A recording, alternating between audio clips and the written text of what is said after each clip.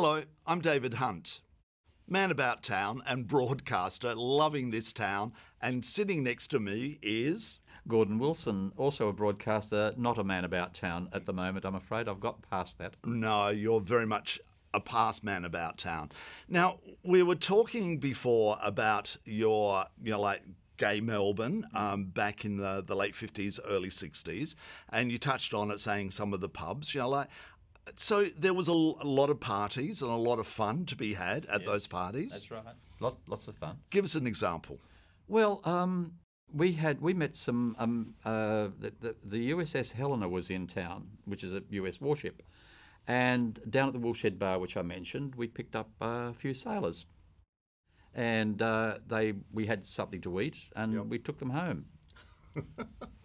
And the rest is history. The rest is history. The rest is history. The next day we had lunch on board the USS Helena with the sailors. Wow. And everybody was sort of walking. It was open. They opened the ship, and everybody's walking past. And there's this group of sailors with these three Australian guys sitting there having pumpkin pie and all the rest of the stuff. Yes. Fantastic. Yes. So now we started talking about your community work as well, and you mentioned the boilers that used to meet at the Cricketers Bar at the Windsor Hotel. That's right, yes. And that was a fundraiser for guide dogs. Guide dogs, yes. So what next?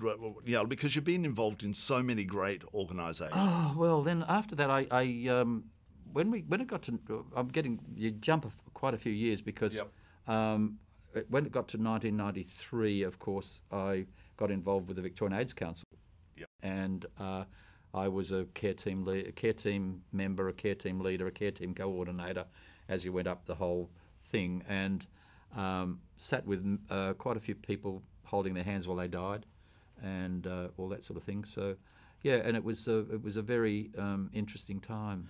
So, what made you, because so many people sit on the edges and go, "Oh, isn't it terrible?" Unless it's happening directly to somebody that they personally know.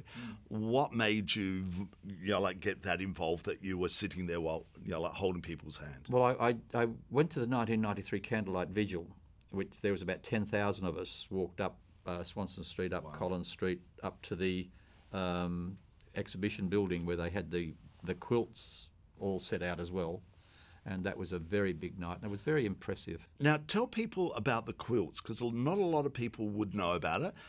They've been restored. The quilts were made up of a panel of what in the old measurement was 3 feet by 6 feet, and then they'd put 8 of them together to make 4 of them together on the thing that side and 4 that side, which made 12 by 12 squares. And what was on these squares? They were usually the family, friends, lovers of somebody who had passed away, and they would write messages and tell something of the life of the person that had actually passed away. Right. And some of them were absolutely very elaborate. There would be one, I can remember one that had leather on it. It was a leather jacket, a leather pair of boots. Yeah. The guy was absolutely in the leather scene. Yeah. And so that was there, and that was one of the really heavy quilts to lift up and put around when you were setting them out. I could imagine. And in a lot of cases, the people that actually made their little section of it, they were people who were dying of AIDS. No, they were the people that were left. They were made by the family, the friends, the lovers. Right. They were made by those people, and memory. They're like tombstones, if you could say like that. They're actual beautiful tombstones in memory of somebody that's passed away. Now the archive, Gay and Lesbian Archives, have got them. Well, they've only got the Victorian part. Yeah, well that's what I meant. Yeah. Because the rest of it is now stuck away at the museum in Sydney. Yep. And you can't get them out. Yeah. Oh, really? Oh, well, you've got to give them 2 weeks' notice of a quilt that you want to see that somebody might be on. You're going to look at it for 15 minutes and that's it. Then it's gone. Right. Okay. What else? So with Victorian AIDS Council, you for many years on Commercial Road, you were. Yeah, I started down at the St Kilda and Ackland Street. On a Tuesday night when they started to serve dinner, and I was sold tickets for the dinners. It was $3. Who were the dinners for? They were for the people that had HIV and AIDS. Right. They were the members from the members of the Positive Living Centre, and we would give them a meal and make sure that they had something to eat, and then clean the place up and then go home. And we did that. I did that for over nearly 23 years. Gosh. On every Tuesday was my day.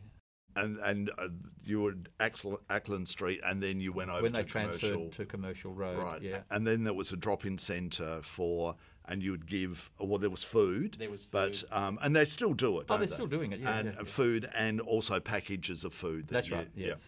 Food parcels. I used to drive the bus to the food bank and get the food that would bring it back and unload it. And Right.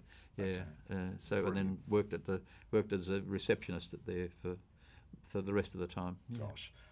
Vintage Men. Yeah. Tell us, what's Vintage Men? It's a group for older gay, bisexual men and their families and their supporters. They started out in 1993 as well, which was started by the Victorian AIDS Council so that the oldest members of the gay community were aware of what the AIDS thing was happening, because they didn't feel that there was enough information for the older part of the community, and they started that there. And at one stage they had 183 members or something or other, and it's sort of gone away right now because there's not that necessity for it, I think. And a part of that group, the Vintage Men, there were actual members that would come to the meetings, but they weren't out to their friends and family. Oh yeah, that's right. There's still, they could be out, but they were sort of still a little bit nervous about because it. you've got to remember that most of the older generation, my generation, had to be so closeted and so quiet about their sexuality that they couldn't be out and proud or do what they wanted to do, only under certain circumstances.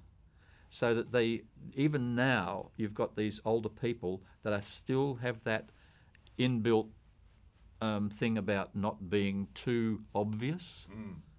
Apart from all of that, and at the same time, you got involved in Joy, 94.9. Right. You still are on the station. You do two shows. That's right. 2 shows on the station. What are they? Wednesday morning from 9 till 12, playing Melbourne's most uplifting music mix. And then you have another show as well. Been there, done that. Which is what? That's a history type program where we discuss things that happen in history that affect our lives now. Some straight, some gay. Just depends how. There are certain things that happen in the straight world that affect us, of course. That goes to air on the Tuesday night between 11 o'clock and midnight, and then the following Wednesday morning at between 5 and 6. But we're in abeyance at the moment. Right. But that comes back. That comes back, yeah. You're an artist. Yeah, yeah. And you have been involved in art for many years. Oh, only since I retired from work, because I always Which would have been a long time ago. A few years. Me being Thank nasty you. again. Oh yeah, I just ignore those comments because they're off, like water off a duck's back. So tell us, what made you get involved in art? I've always loved it. I've always loved art. I did a tour of Europe in 1976, and I went to I think every bloody art gallery I could find, and church and all the rest of it, to look at the artworks that I'd read about and seen in books and could actually see in real life. And there's only one painting that disappointed me. And what was that? The Mona Lisa. I reckon it's the worst painting that's ever been painted. Oh, Gordon, you're so wrong. No, it's just a nothing painting. Oh, no. You've actually sold some of your work. I've sold my work and I've won prizes at exhibitions and stuff, yeah. Because it's very good. What you do, you take a photo and then No. That's in watercolour, yeah. Painting from photos in watercolour, but painting from real life in oil. Yep. Gordon Wilson, thank you so much for coming on today. What a wonderful life you've led. And I'm David Hunt, and we'll be back on Bent TV soon.